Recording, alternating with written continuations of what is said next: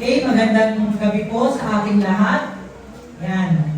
So, ngayon po ay ikatlong gabi na ng ating lecture na may kinalaman po sa kalusugan. Yan. Gusto ko po kayong tanungin ngayong gabi nito.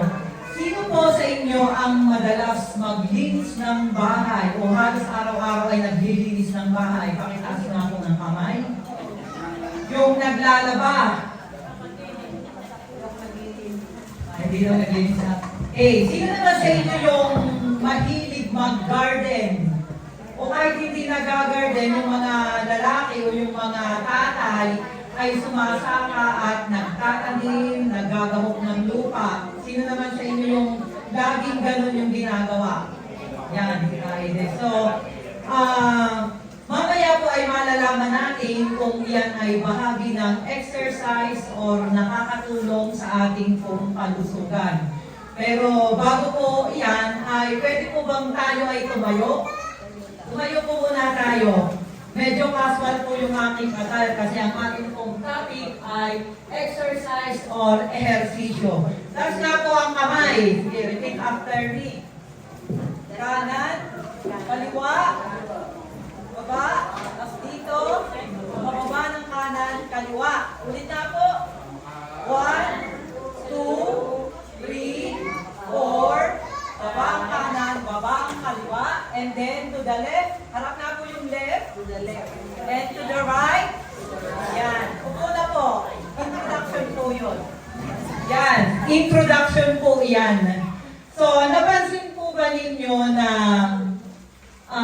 doon po sa ating ginawa, yun po yung kung itatanong natin sa kay Google o sa Webster Dictionary, ang kahulugan po ng exercise ay alinmang gawaing pangkatawan na planado, may kayarian, at inuulit-ulit. Ibig sabihin, kung inuulit-ulit, di ba inulit natin yung pagtaas ng kamay, kanan, kaliwa, and then yung sunod-sunod. Yun po ay kahulugan ng exercise or ehersisyo. Natatandaan ko po nung ako ay elementary, ako po muna ay magpapakilala, doon po sa mga hindi pa ako masyadong kilala. Siyempre yung mga taga rito sa Tubong Sampaloc, ay di ako kilala ay si Arlen Alpahora. Kasi dito po ako ipinanganak, dito ako lumaki, dito ako nag-elementary at high school. At speaking of elementary, wala po nung tricycle. Nung pong panahon namin, wala pa talagang tricycle. Kung baga ay papasok kami ay talagang lakad. Sa Ilaya, pababa, basta't lakad. Sisimba sa church, lakad. Kailan lang po ba talaga nauso yung tricycle? Pero advantage po yun. Kasi wala na po nung tricycle, talagang sinisikap natin maglakad para marating natin yung ating pupuntahan. Yan. At iyan ay bahagi po ng exercise, yung paglalakad. Pag gusto mo makarating ng mabilis o agad-agad sa ating pupuntahan, ay di mabilis yung lakad. Kung tayo naman ay parang namamasya lang, sa gabi, halimbawa ay gustong tumingin ng buwan, o di dahan-dahan lang yung lakad. Yan. So, yun po ay bahagi ng exercise, yung paglalakad. Yan. Meron po tayong tatlong pangunahing uri ng ehersisyo. Yan. Sabi, meron pala yung 3 types ng exercise. Ano kaya yun? Yan. Yung una po ay stretching. Yan. Yung stretching po ay pangkaraniwan na nating ginagawa. Usually po tayo kung mga kasama na po ako dun sa matatanda kasi ako mag-55 years old na. Yung po bang ganyang exercise, mahilig po tayong mag-bending, yung parang exercise na kung saan parang kaya natin gawin. At usually bata, matanda, almost all ages, yung stretching po ay ginagawa. At syempre, bago ko kumakalimutan, pagkatapos po natin kumain, ay yung iba ay habang nakain, kwento, nalilimutan nila na nakakabuti pala yung pagkatapos kumain ay pwedeng maglakad-lakad.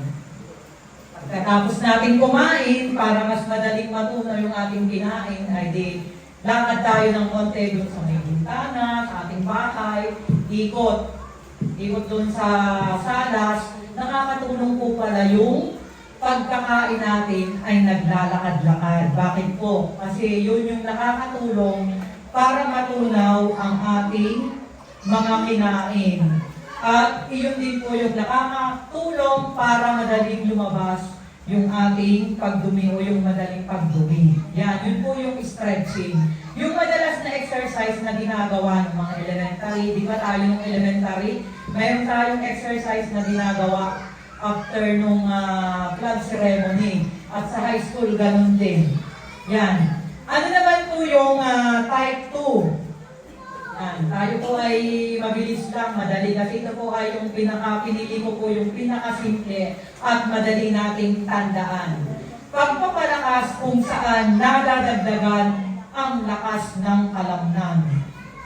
Pero applicable po kaya tayong lahat doon sa tinatawag na isometric exercise. O ano kaya yun? Pero ito yung nakakatulong kumbaga yung pagpapalakas ng katawan. Pagpapalapad ng katawan. Kasama po yan yung weightlifting, bodybuilding. So, ibig sabihin, hindi lahat ng tao ay ginagawa yung mga ito.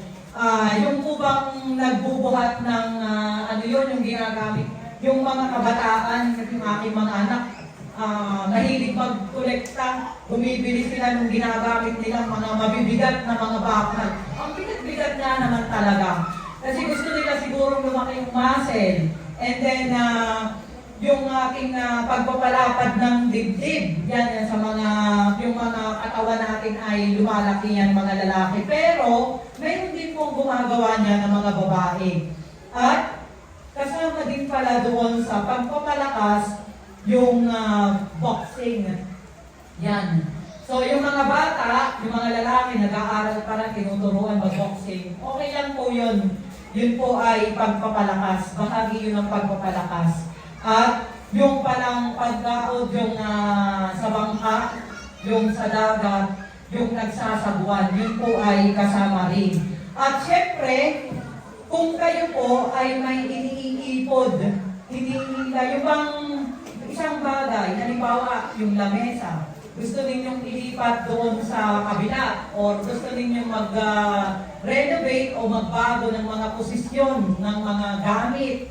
So pag iniipod ninyo yan, itinutulak, yun po ay kasama din sa pagpapalakas yung isometric exercise, yung pagtulak ng mabibigat na mga bagay. Yan. Ano naman po yung number 3? Yan, hindi tayo ay familiar dito. Aerobic exercise. Iyan naman yung nagpapatibay ng katatagan. So, babae at lalaki po yan, ha? Babae at lalaki ang pwedeng gumawa niyan, yung aerobic exercise. So, natatandaan ko itong aerobic exercise.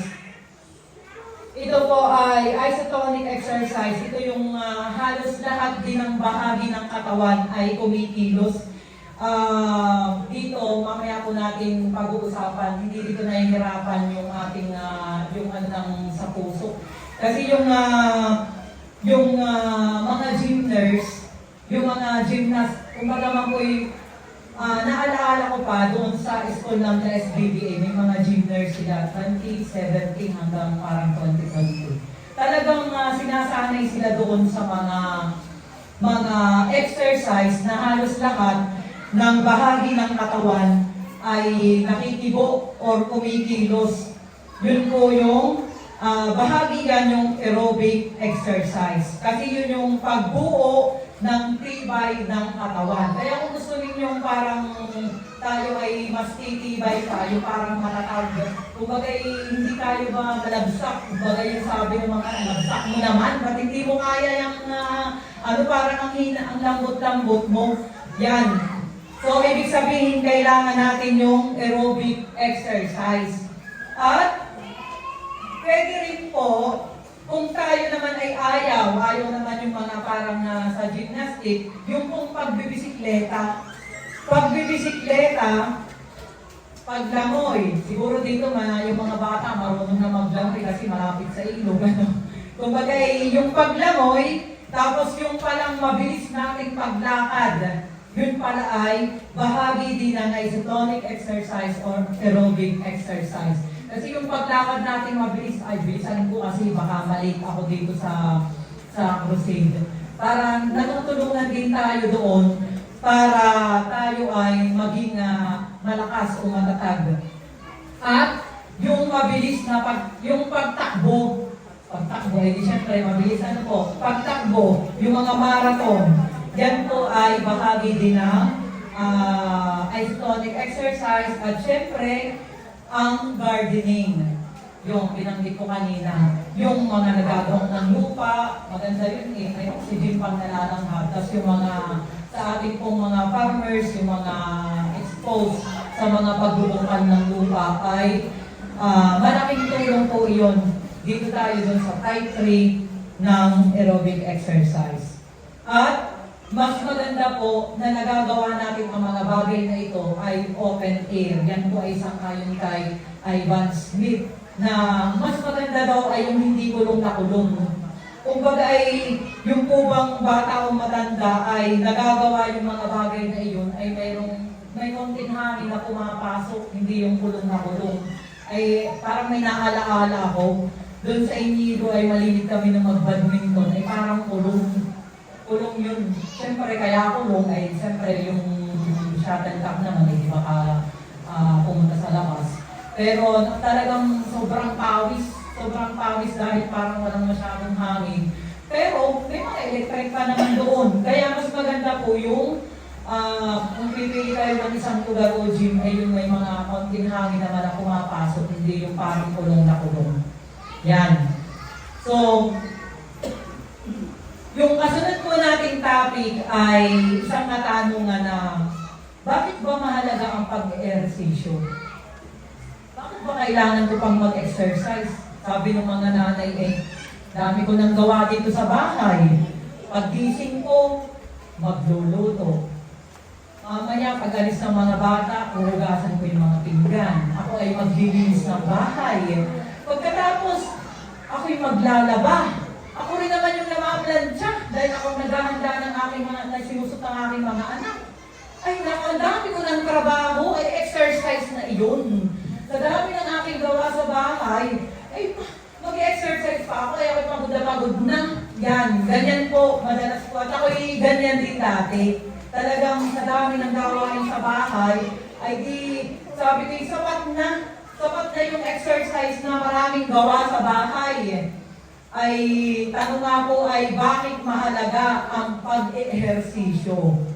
Yan, atin pong medyo isipin sa ating sarili na tayo, higit sa lahat, tayo pong mga nanay ay kailangan din palang mag-exercise at hindi sapat ang gawain sa bahay para sabihin na tayo ay nakapag-exercise na. Yan. Ito pong PowerPoint na inihanda ko ay talagang sinimplify kasi sobrang habang na po. Lahat naman yan ay mahahalaga. Bagay, pinili lang yung mas madali nating matandaan. Una, ang ehersisyo, ang ehersisyo ay nagpapalakas ng puso at nagpapababa ng presyon ng dugo.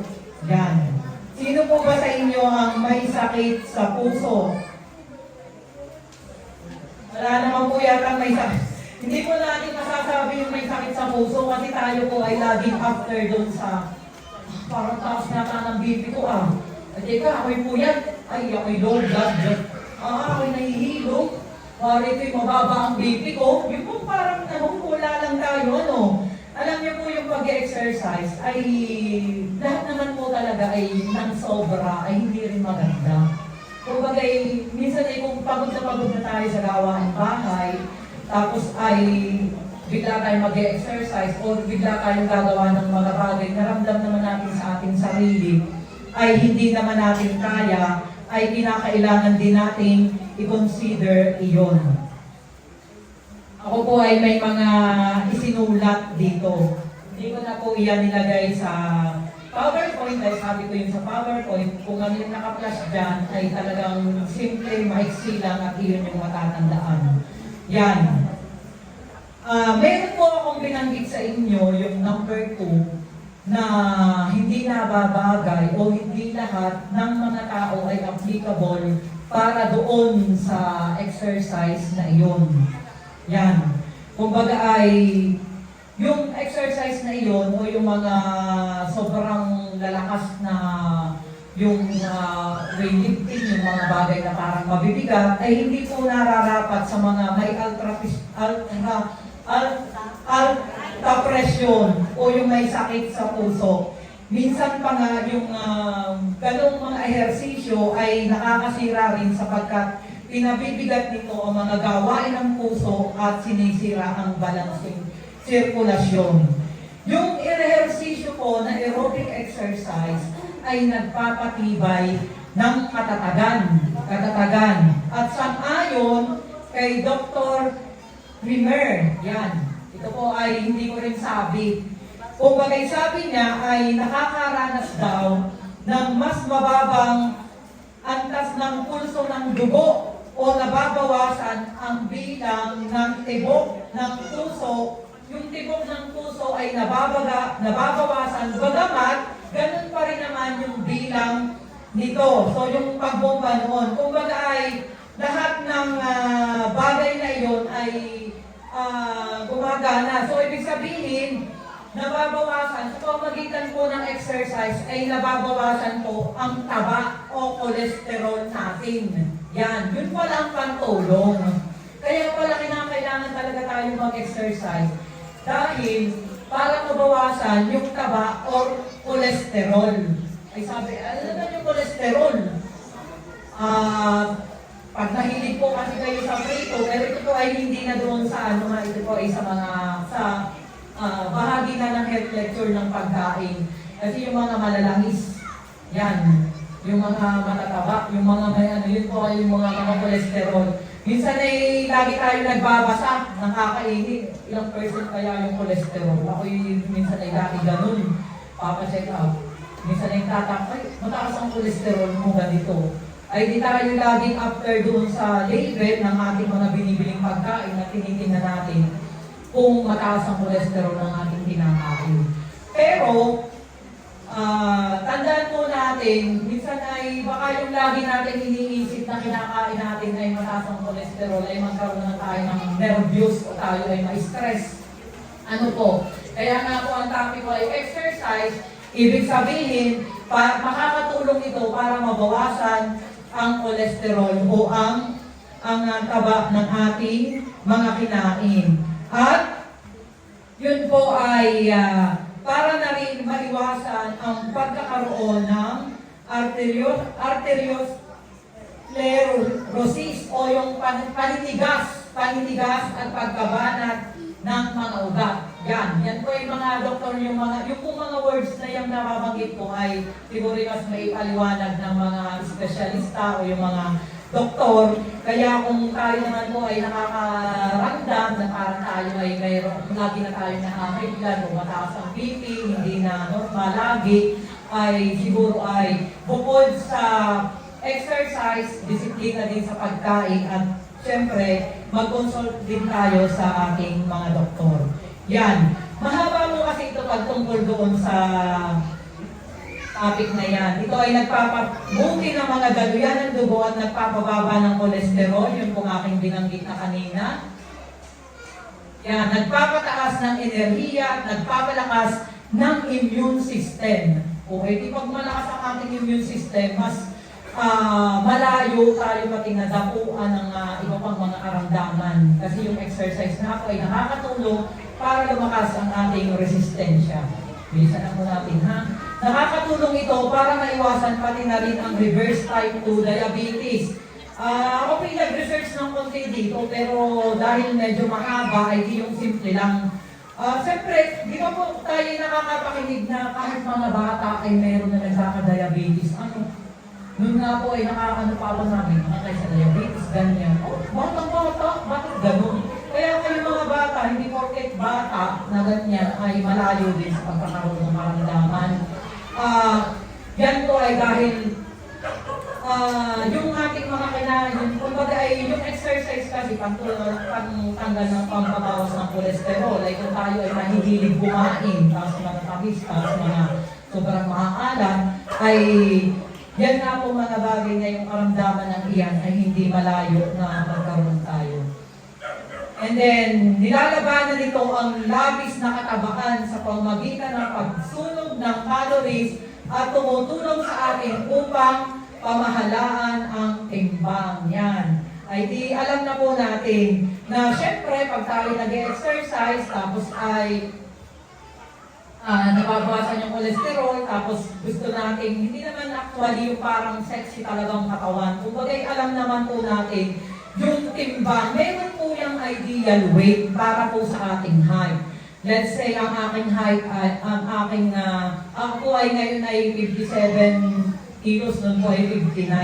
Pero ang height ko po ay 5'5". Pasok pa rin po doon sa ideal weight. Pasok pa rin sa ideal weight.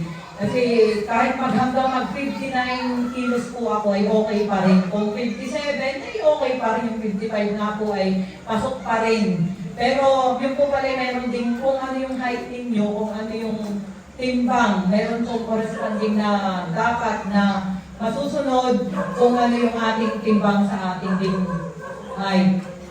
Yan. Ang ehersisyo ay nagpaparami ng endorphins na kung saan ito ay nagpapataas ng chemical na aktibidad sa utak at nagpapatalim sa ating pangangatwiran at memorya. Ay di healthy body, ay di ang ating pong utak ay malusog din. Nakakatulong po talaga.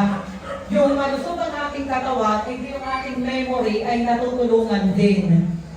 Yan. Ang ehersisyo ay maaaring magpaantala ng pagsisimula ng sakit na Alzheimer's. So tayo mga matatanda, yung mga paedad na ng ganyan, naging malilimutin, tapos kung ano sinasabi. Yan. Dahil nga po, noong mga panahong kailangan na niya mag-exercise ay hindi pa niya nagagawa, ay parang humina ng katawan, hindi lalo na hindi nakakapag-exercise, ay nandun na si karamdaman. Yan. Alam niyo po ba sa ating sa Bible, doon pa lamang po sa Genesis, unang aklat ng lumang tipan, ay pinatunayan na ng ating Panginoon na mayroon ng ehersisyo or exercise. Bakit? Ay dahil wala po dito yung sa Genesis, yung inilagay po sa hardin ng unang nilalang, di po ba si Adan and then si Eva. Pero nang ilagay po niya si Adan, ang sinabi ng Panginoon, ikaw yung magbubungkal ng lupa, ikaw yung pagyayamanin mo itong hardin ng Eden. So ibig sabihin doon pa lang ay tayo ay may exercise na. Mayroon na tayong tinatawag na yung pagbubungkal ng lupa ay bahagi ng pagpapalakas, pagpapatibay ng katawan at pagpapalakas ng immune system dahil mas maraming nalalanghap na oxygen. Yan, last topic po, ito po ay nakuha ko sa aklat kay Dr. Cayetano, pero ito po ay hindi si Dr. Cayetano na naging senador, yung baka po yun ay kapatid. Isang lumang aklat, pero ito po ay talagang nagustuhan ko. At every time na ako ay may lecture na ganito kahit sa dati sa mga estudyante, sa matanda, ay paborito ko po talaga ito. Kasi nakaka-relate ang lahat. Yan. Tayo po ay may mga favorite na sports, di po ba? At saka libangan. Aminin po natin yan. Kahit isa man lang, kahit parang hindi tayo mahilig, pero mahilig naman tayo manood. So, ibig sabihin, gusto natin yung sport na yun. So, meron po itong sukatan na yung pag marami yung dot, kala ko star, ay walang kasing husay. Pag apat yan, pag tatlo ay napakahusay, mahusay, yung dalawa lang, at ang isa ay walang gaanong epekto. Ay di tandaan na lang po, madali naman pong tandaan. Pag isa lang yung nakita natin na medyo kuhit-kuhit na ganyan, ay wala naman ito masyadong epekto. Tapos pag nagdalawa ay mahusay lang. Parang tayo naman ay medyo familiar sa ganun. Tapos pag tatlo, ay napaka talaga. Tapos yung one ay walang kasing husay, para bang wala nang medyo makantay. Talagang nandun na siya sa top. Yan, isa-isahin mo natin. Sino sa inyo yung mahilig sino sa inyo ang marunong ng swimming? O nagsuswimming? Ako po hindi maano mag-swimming, kaya ito agad yung naitanong ko. Sino po yung nagsuswimming? Yan. Medyo madalang, pero siguro yung may mga bata dito na malapit dito sa ilog ay pakataasan ng kamay. Yan. Yung swimming po ay agad ay napansin ko. Siya yung nakakuha ng talagang mataas na rate. Kaya ako pinanggit. Pero mamaya makikita ko natin. Pag tayo po ay naglalakad ng pantay lamang, yung po bang lakad na, yung binanggit ko kanina, pagkakain, lakad-lakad. Kaya yung relax lang po ba, yung mga kami natin, kwentuhan, may kasabay ako, yung level lang ang lakad natin, ay pagdating sa liksi, lakas at resistensya, ay level lang yun ha. Kumbaga ganun lang, one lang siya. Tapos yung walking po na uphill, yung umaakyat, naalala ko pa yung bahay sa Lakban hanggang 4th floor, ay talagang pag-akyat ay hapo. Pero gusto ko yung ganun. Yung kung umaakyat sa bundok o yung aking hagdan ay tayo ay umaakyat, ay huwag po tayong sa Sampalo ay mabarino. Taas na ako, pagod na. O kaya pag tayo umaakyat ay tayo ay naiinis. Kasi sa panahon po kasi ito kung i-apply natin, mahilig na tayo pag tayo nasa mall ay escalator, elevator. Dahil syempre, aircon naman yung loob. Madalang na yung talagang hanapin ko nga si Hagdan at ako'y napakadalang lang lumabas ng bahay makapag-akyat nga doon sa 5th floor o sa 4th floor. Madalang talagang tayo nag-escalator or elevator. Pero nakakatulong po pala yan yung ating yung pag-akyat, yung lakad na pataas. Yan. Yung shortcut dito at saka yung dito sa paglabas din kay Dr. Edwina ay umaga, tapos hindi ako madalang din umakyat ng ganyan, pero napansin ko, bakit ginawisan, ay okay yun. Kaya yung mga mataas-taas yung ganyan, ay okay po yun. Mayroon siya, nakakuha siya ng sa lakas at sa resistensya, ay kumbaga ay okay, mas okay pa rin kaysa 1. Kaysa 1, at least 3 at 2, ay yun ay sa napakahusay, hindi yung sa walang kasing husay. Kumbaga ay mahusay na rin. And then, yung jogging. Yan, tayo po ay madalas ay nagja-jogging din. Yung iba naman, ay ayaw nang mag-jogging, lalo pag malamig ang panahon. Pero pag po tayo ay nagja-jogging, ay nakakatulong din po yan. Sa resistensya, nakaapat yan. Ibig sabihin, walang kasing husay. So, okay din po pala yung jogging talaga. Para din niyang malapit-lapit doon sa uphill. Gardening. Yung gardening ay binanggit ko na sa pagbibigay ng lakas.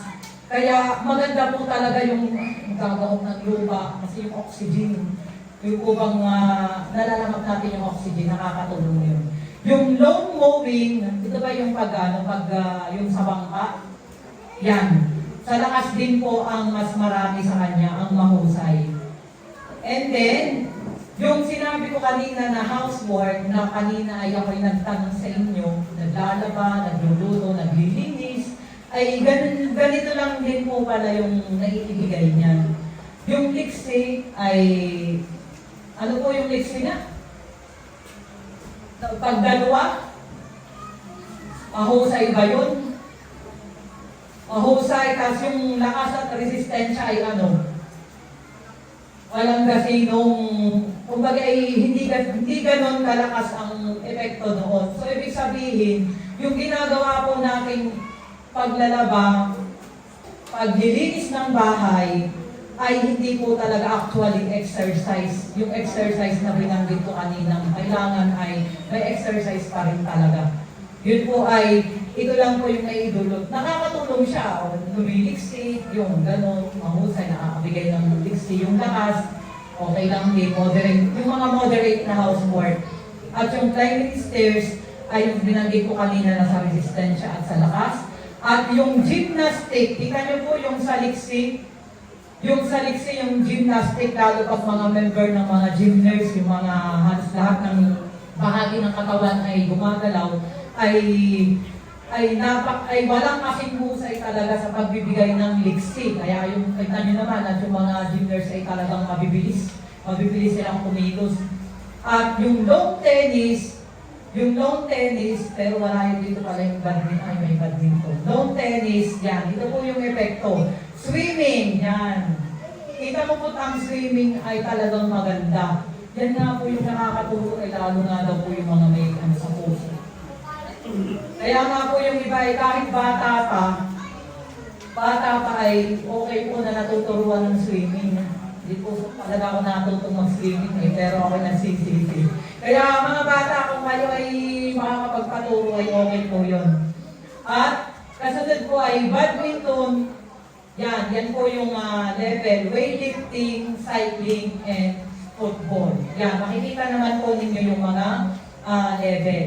At mas maganda po ang sirkulasyon ng dugo kung kadahalasan ang pag-ehersisyo.